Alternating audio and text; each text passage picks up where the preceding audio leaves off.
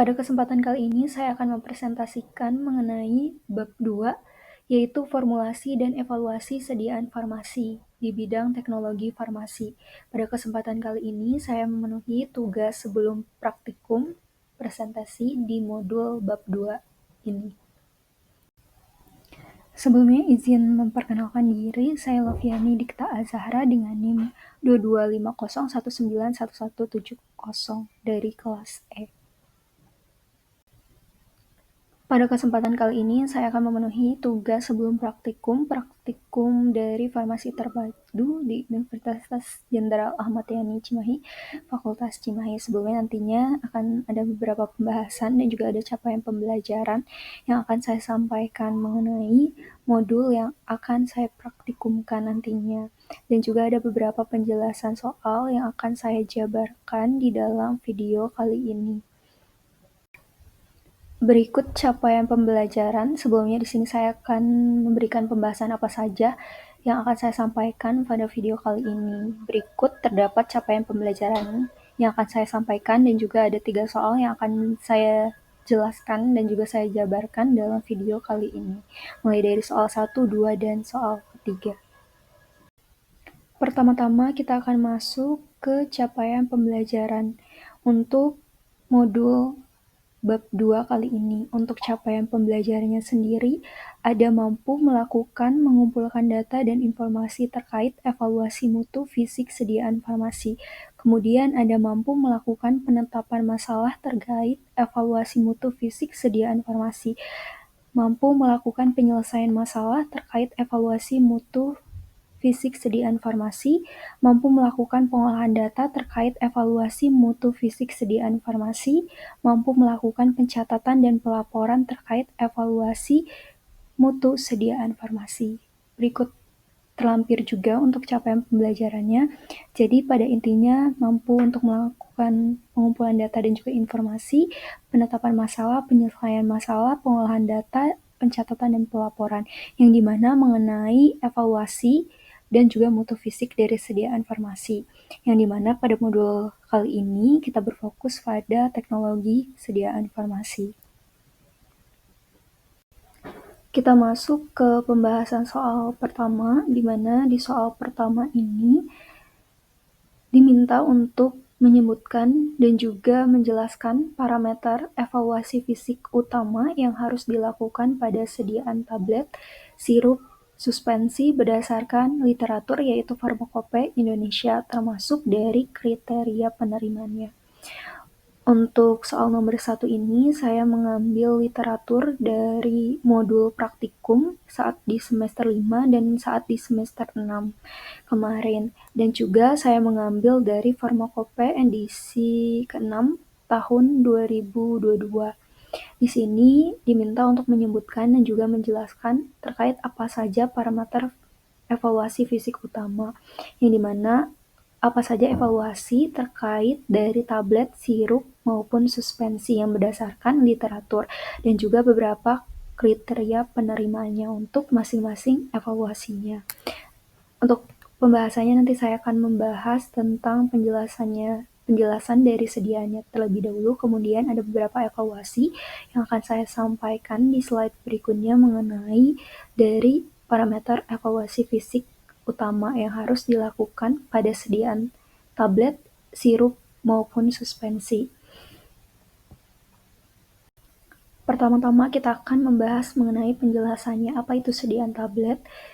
Jadi, tablet ini merupakan sediaan padat yang mengandung satu atau lebih bahan obat dengan atau tanpa bahan tambahan yang diperoleh dengan kompresi atau penekanan atau pencetakan. Jadi, untuk evaluasinya sendiri itu terdapat organoleptis, keseragaman ukuran, kekerasan, variabilitas, keseragaman bobot, keseragaman sediaan, kadar zat aktif dalam tablet, waktu hancur, dan juga uji disolusi. Jadi untuk tablet ini sebenarnya berbagai macam. Jadi ada ya tablet salut selaput, tablet cetak langsung, granulasi basah, ataupun granulasi kering. Itu dilihat dari proses pembuatannya. Untuk tablet cetak langsung, granulasi basah, ataupun granulasi kering. Berbeda dengan tablet salut selaput, salut enterik, atau tablet lepas lambat. Itu adalah modifikasi dari tablet untuk cara pelepasannya yang disesuaikan. Kedua, kita masuk ke sediaan sirup. Perlu kita ketahui, sirup ini merupakan larutan yang mengandung konsentrasi tinggi sukrosa atau gula-gula lainnya. Jadi sirup ini konsentrasinya tinggi oleh gula. Namun sediaannya ini merupakan sediaan larutan. Jadi untuk evaluasinya itu ada organoleptis, pH, bobot jenis, viskositas, dan juga ada volume terpindahkan. Jadi untuk organoleptis ini bisa dilihat oleh mata kita, apakah itu dari warna, segi warna, bau, atau aroma, dan sebagainya. Terus untuk pH atau bobot jenis, juga kita evaluasi terkait pH-nya, apakah sudah sesuai, dan biasanya untuk komposisi dari sirup ini ada dapar, tapi disesuaikan lagi sesuai dari formulasi yang kita gunakan. Kemudian ada viskositas. Viskositas ini maksudnya adalah kekentalan dari sirup itu sendiri. Kemudian ada volume terpindahkan yang dimana tujuannya untuk melihat apakah setiap botol itu sesuai dengan volume yang ditentukan, seperti itu. Selanjutnya persediaan suspensi. Apa itu suspensi? Jadi suspensi ini merupakan suatu sediaan yang dimana mengandung bahan obat padat dalam bentuk halus dan tidak larut, yang terdispersi dalam cairan pembawa. Untuk evaluasinya sendiri ada uji pemeriaan, pemeriksaan pH, pemeriksaan bobot jenis atau BJ, viskositas, volume terpindahkan, stabilitas suspensi dan redispersibilitas, penentuan derajat flokulasi, dan pemeriksaan kadar. Jadi perlu kita ketahui bahwa suspensi ini bukanlah bagian dari sediaan larutan karena dia mengandung bahan obat padat dalam bentuk halus atau serbuk gitu ya, yang memang dia tidak larut namun bisa terdispersi dalam cairan pembawanya. Jadi untuk sediaan di pasaran, suspensi ini di dalam botol juga, namun dia berbentuk serbuk. Jadi ketika kita akan menggunakannya perlu direkonstitusi terlebih dahulu atau biasa disebut untuk diberikan air terlebih dahulu, dilarutkan, kemudian baru bisa digunakan. Dan untuk masa simpannya biasanya hanya 7 hari. Setelah diberi air itu. Terus kemudian untuk evaluasinya ada uji pemeriaan, seperti biasa lihat dari bentuknya, aroma, dan sebagainya yang bisa terlihat oleh mata. Karena untuk uji pemeriaan suspensi ini, ketika memang dari suspensi keringnya dibuat oleh cara granulasi basah atau granulasi kering, itu bisa disesuaikan untuk uji evaluasinya menurut uji granulasi itu sendiri. Karena kan untuk membuat suspensi ada yang memang menggunakan teknik granulasi basah ataupun granulasi kering. Granulasi kering untuk membuat dari serbuk suspensi ini. Terus ada pemeriksaan pH, apakah pH-nya sudah sesuai untuk tubuh kita, kemudian ada pemeriksaan bobot jenis, BJ-nya itu sendiri, terus ada viskositas, kekentalan terkait dari suspensi. Untuk formulasi suspensi ini tentunya berbagai macam ya. Jadi kalau saat praktikum dulu saya menggunakan formulasi yang menggunakan CMCNA, yang dimana untuk membuat kekentalan dari si suspensinya sendiri. Ketika memang konsentrasinya kurang, maka saat diberi air suspensinya itu kurang kental gitu. Jadi perlu dilakukan uji viskositas ini untuk melihat kekentalan dari suspensi saat sudah dilarutkan oleh cairan pembawanya atau air itu sendiri. Terus ada volume terpindahkan sama dengan sirup. Jadi untuk suspensi ini harus dilakukan volume terpindahkan, di mana kita melihat dari satu botol ke botol lainnya dipindahkan apakah volumenya sesuai atau malah berbeda. Untuk terus selanjutnya untuk stabilitas suspensi dan redispersibilitas, dilakukan evaluasi ini untuk melihat masa simpan dari sediaan suspensi ini, dan juga untuk berapa lama sih saat diberi cairan pembawa suspensi ini bisa mengental, ataupun berapa lama dia bisa mengendap kembali. Karena kalau misalkan terlalu kental kan sulit dikeluarkan juga, terus tidak bagus ya. Terus kalau misalkan terlalu lama untuk menjadi suspensi juga tidak bagus. Terus untuk selanjutnya ada penentuan derajat fluktuasi, ini balik ke pengendapan tadi. Terus ada pemeriksaan kadar, di mana kadar ini dilakukan dalam evaluasi rata-rata dalam sediaan ini ada pemeriksaan kadar itu sendiri. Berikut terampil kriteria penerimaannya. Di sini saya mengambil dari modul praktikum teknologi sediaan semi solid pada semester 5 kemarin.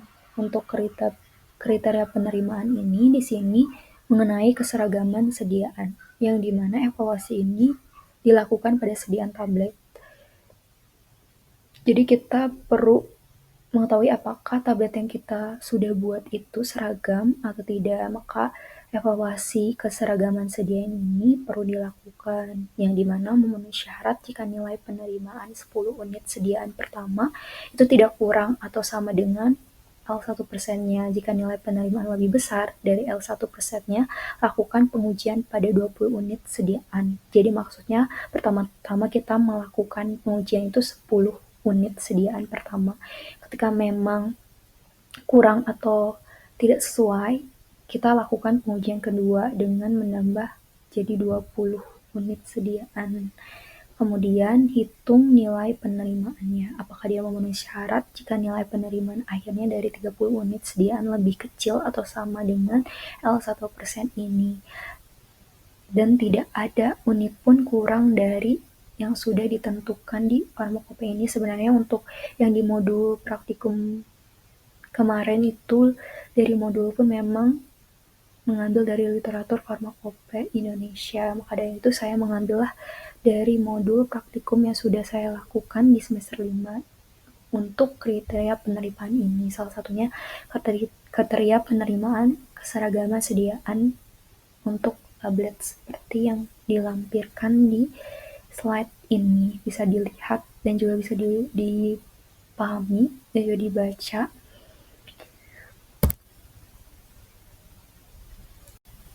Berikut untuk kriteria penerimaan selanjutnya ada sediaan lepas segera. Sebenarnya ini juga tablet, masuknya ke tablet, dan sama saya mengambil dari modul juga contoh untuk kriteria penerimaannya. Ini kita lakukan 3 uji.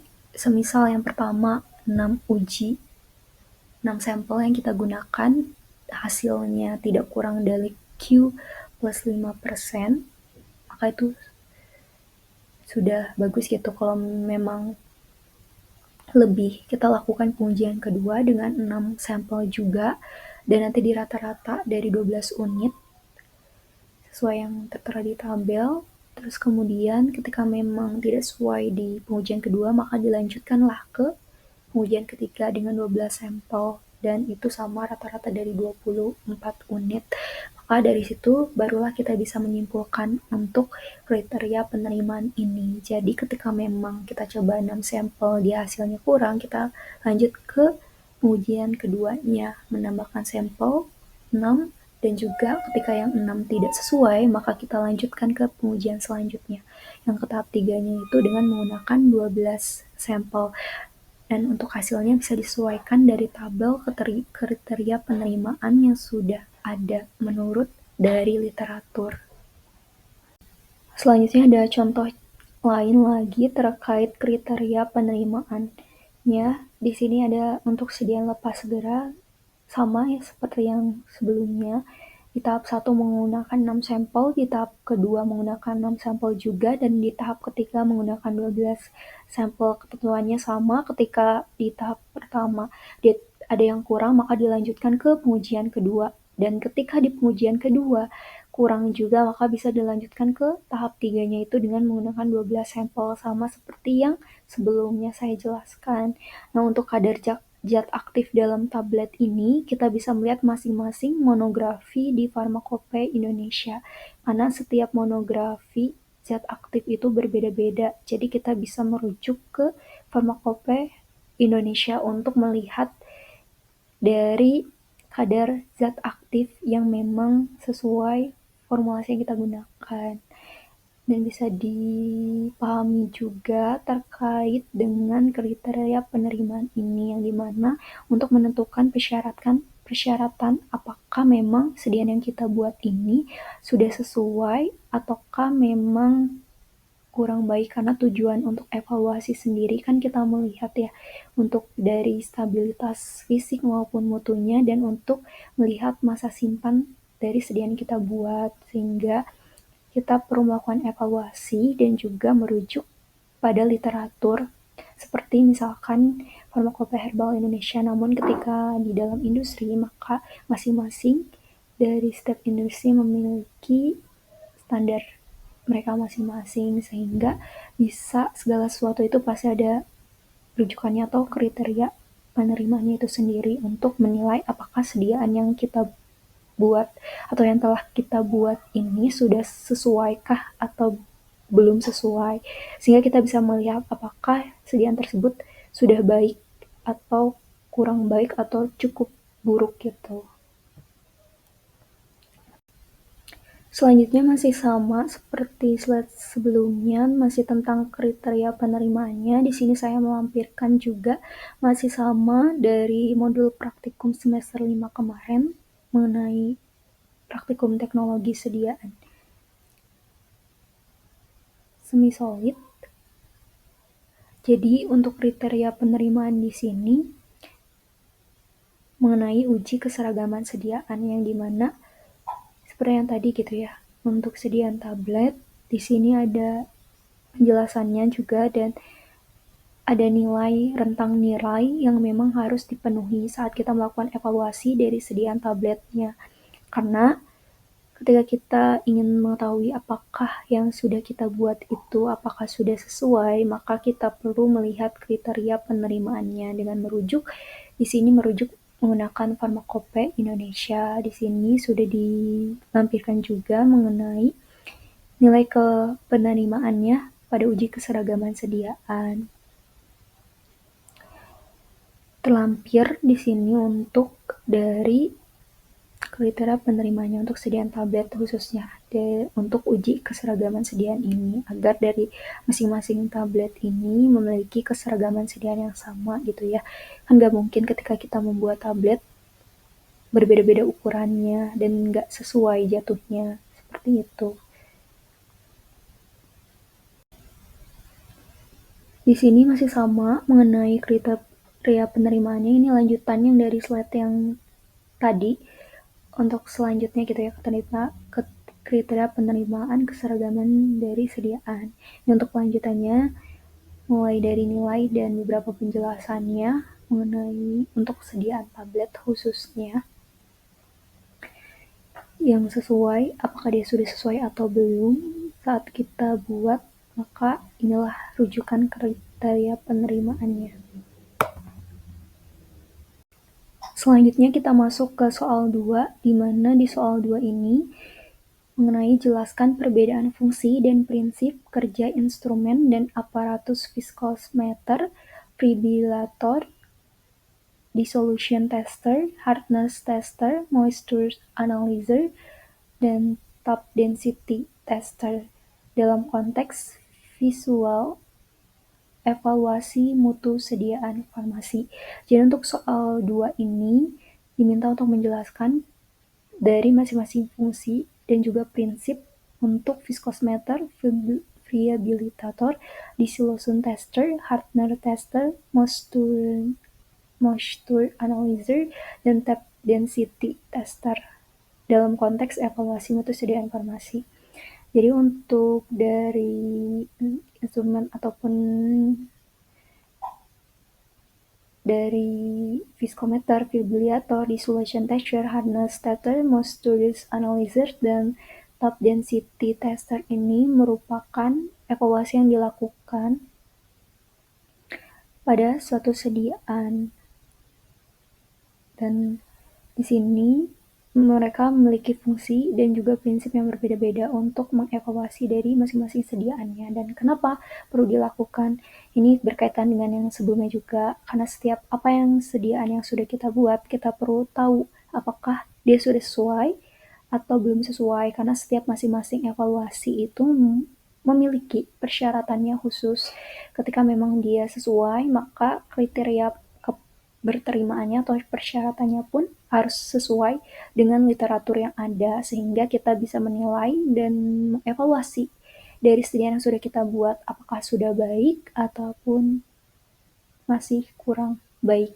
Karena ini memengaruhi dari mutu sediaan farmasinya. Pertama-tama ada viskosmeter, di mana di sini fungsinya untuk menentukan kekentalan sediaan. Contohnya, ada sediaan suspensi, ada sediaan sirup. Memang dia larutan gitu ya, tapi kita harus melihat viskosnya atau kekentalannya apakah sesuai atau tidak, khususnya untuk suspensi itu sendiri. Suspensi tidak bisa dia terlalu cair atau dia tidak kental atau terdispersi. Itulah perlunya dilakukan dari uji viskosmeter ini, viskositas atau kekentalan ini. Jadi untuk prinsipnya ini kita lihat hambatan aliran cairan atau dibiarkan jatuh karena gravitasi, kemudian waktu yang dibutuhkan untuk mengalir digunakan untuk kita menghitung dari viskositasnya atau kekentalannya. Kemudian ada friabilator untuk mengukur kerapuhan tablet. Prinsipnya di sini menempatkan tablet dalam sebuah drum berputar untuk mensimulasikan gesekan. Lalu nanti kita timbang berat tabletnya gitu ya sebelum dan sesudah pengujian untuk mengukur persentase kehilangan massanya. Jadi ini fibrillator ini tuh ada alatnya gitu ya untuk melakukan dari kerapuhan tablet itu karena ketika tablet dimasukkan dia akan berputar dan kalau memang tabletnya rapuh maka banyak tablet yang akan kebuang gitu. Makanya sebelum melakukan dari evaluasi ini ditimbang terlebih dahulu. Setelah melakukannya baru kita timbang lagi supaya kita bisa melihat apakah banyak yang terbuang dari tabletnya karena rapuh itu sendiri. Selanjutnya ada dissolution tester untuk menguji laju pelarutan zat aktif dalam sediaan obat padat yang mensimulasikan kondisi tubuh manusia di suhu 37 derajat Celcius. Prinsipnya itu melibatkan penempatan sediaan obat dalam media pelarut pada suhu dan kondisi terkontrol. Jadi maksudnya untuk dissolution tester ini biasa kita sebut uji disolusi, kita melakukannya untuk melihat apakah larut di dalam tubuh nantinya dari obatnya atau dari tabletnya itu. Karena kita ketahui gitu ya ketika kita membuat suatu sediaan apabila dia tidak larut di dalam tubuh itu kan pasti akan berbahaya. Maka adalah uji disolusi ini yang dimana konteksnya itu mensimulasikan bahwa di dalam suhu 37 derajat Celcius ini adalah suhu dari tubuh manusia itu. Jadi untuk disolusi ini kita melihat seberapa lama larut dari sediaan tablet atau sediaan yang kita buat itu. Terus kemudian ada hardness tester yang dimana untuk mengukur ketahanan prinsipnya itu memberikan tekanan menggunakan alat penekan yang lebih keras lalu mengukur untuk lihat luas terbentuknya untuk menentukan tingkat kekerasannya. Jadi hardness tester uji kekerasan gitu ya yang dimana kita melihat seberapa keras si tabletnya misalkan atau seberapa rapuh dari tabletnya. Kalau terlalu rapuh itu juga tidak sesuai dan kalau terlalu keras itu juga sulit larut nantinya di dalam tubuh. Maka dari itu kita merujuk lagi kepada literatur untuk kriteria penerimaannya dari hardness tester ini apakah dia sesuai atau tidaknya. Jadi perlu hati-hati gitu dalam membuat tablet ketika kita memang terlalu keras itu sangat tidak baik dan terlalu rapuh juga sangat tidak baik. Selanjutnya ada moisture analyzer untuk mengukur kadar air. Prinsipnya itu mengukur kehilangan massa sampel setelah dipanaskan hingga semua kandungan airnya menguap. Jadi untuk ini tuh kita melihat kandungan air yang emang ada di sediaan, kandungan air ataupun kadar air yang ada di sediaan kita. Karena kita perlu tahu gitu, untuk kandungan air atau kelembapannya itu dari sediaannya ini berpengaruh pada masa simpan nantinya. Maka dari itu ada persyaratan kriteria untuk kriteria penerimaan ini karena tidak boleh terlalu banyak air ataupun sangat tidak ada air sama sekali Karena kalau tidak ada air sama sekali, kandungan air sama sekali, otomatis dari sediaan yang kita buat atau misalkan tablet yang kita buat, dia akan rapuh karena terlalu kering atau biasa disebut cracking. Jadi kayak nge-crack seperti itu ya, rapuh dan memang tidak terbentuk. Kemudian ada tap density tester untuk mengukur kerapatan dengan cara mengetuk sampel secara mekanis, prinsip memasukkan sampel ke dalam gelas ukur. Kemudian alat akan mengetuk-ngetuk wadah, memadatkan sampel setelah volume stabil, kerapatan mampat dihitung dengan membagi volumenya, volume awal dan juga volume airnya. Jadi tap density tester ini sebenarnya untuk gelas ukurnya itu gelas ukur yang besar, yang besar gitu ya.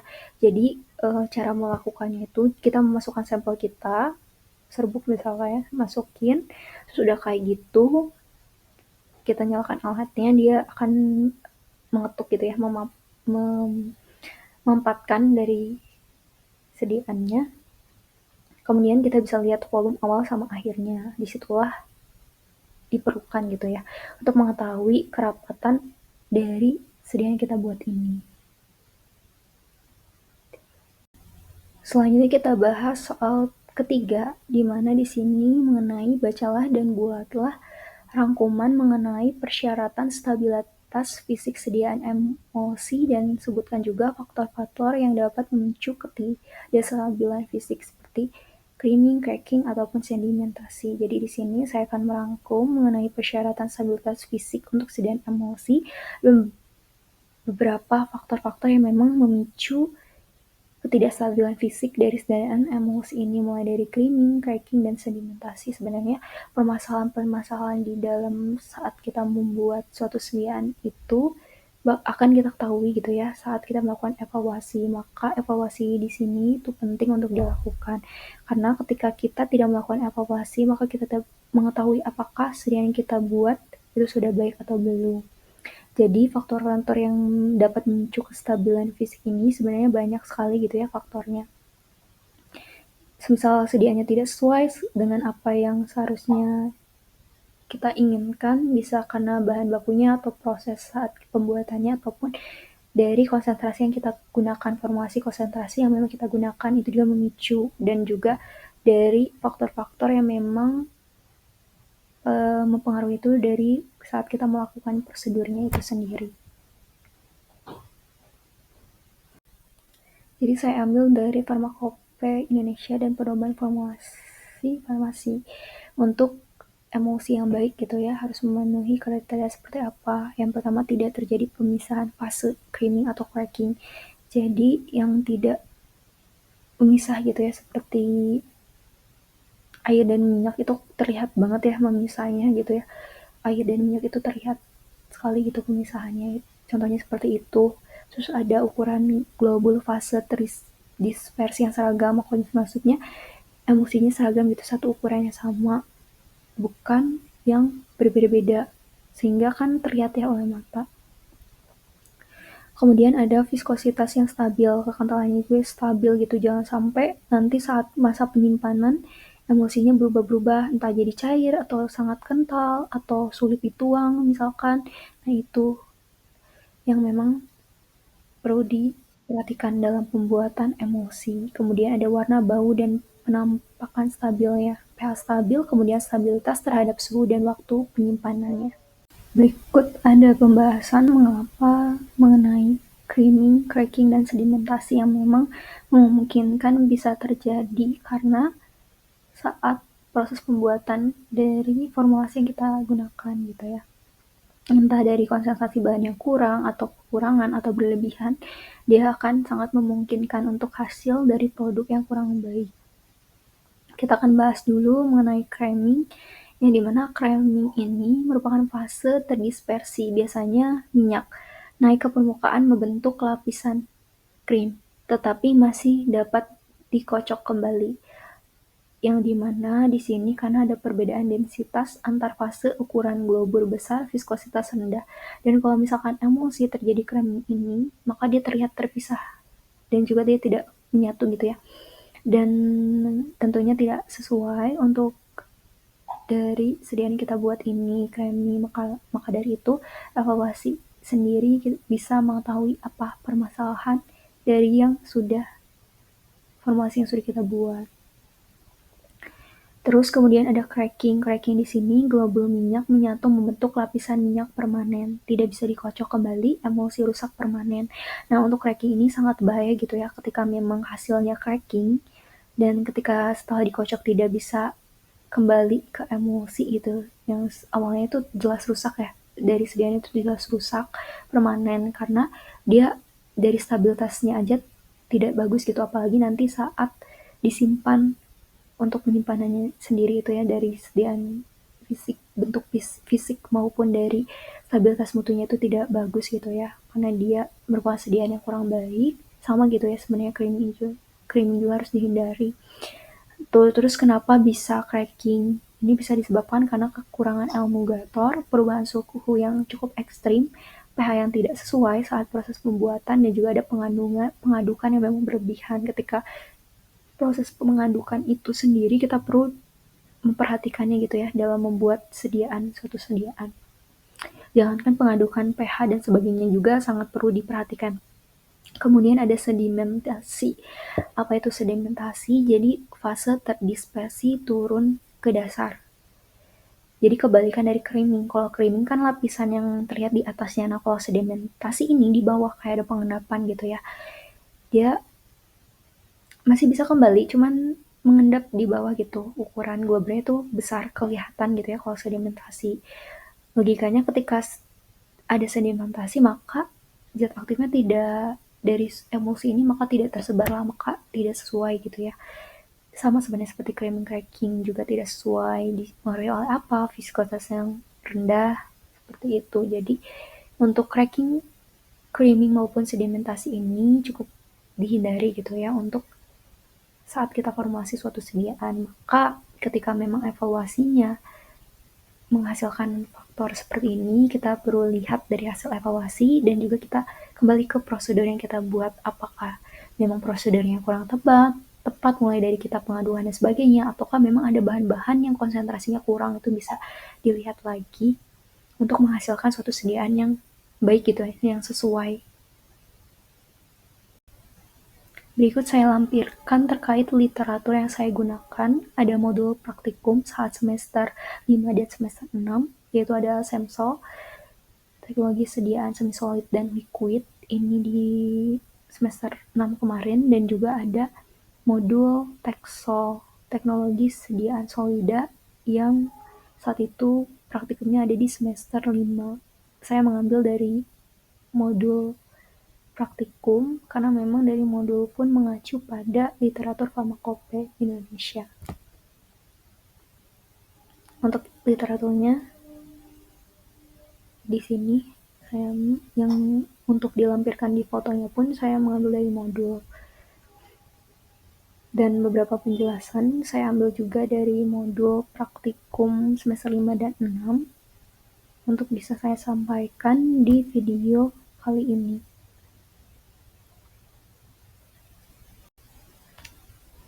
Kemudian selain itu juga ada literatur dari Farmakope Indonesia edisi 6 tahun 2022, suatu acuan untuk dari evaluasi dan beberapa kriteria penerimaan. Jadi ada yang diambil dari Farmakope Indonesia edisi 6. Untuk yang dari modul praktikum pun sama mengacu pada Farmakope Indonesia edisi ke-6 juga. Sekian yang bisa saya sampaikan. Apabila ada kesalahan kata ataupun salah penyampaian, saya mengucapkan mohon maaf. Dan sekian video yang bisa saya bahas pada kesempatan kali ini. Sebelumnya, terima kasih.